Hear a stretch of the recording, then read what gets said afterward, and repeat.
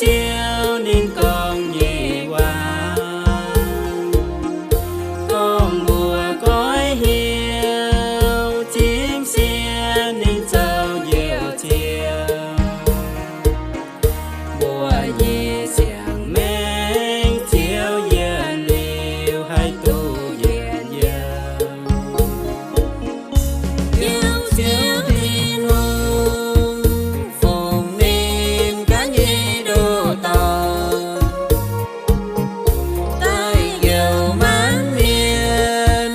béo đôn quang kênh dày na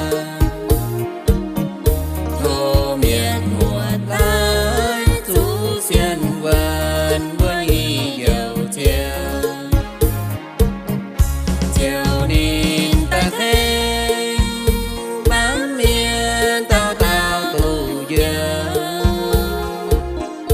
dân mùa đến con Giêsu sẽ mùa nhị chiều mùa nhị chẳng đến chiều dân liều dân mùa tìm con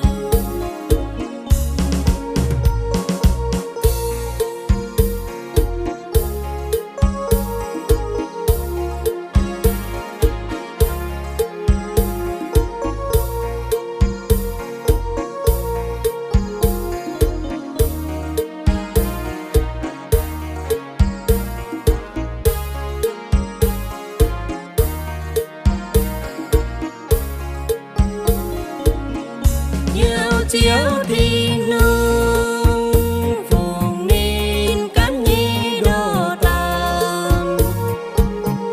tay dầu mãn miên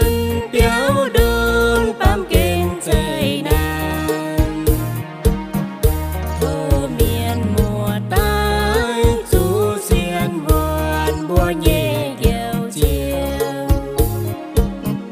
chiều nín tay dân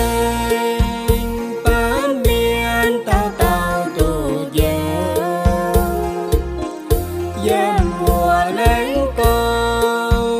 Giêsu sẽ mùa nhẹ chiều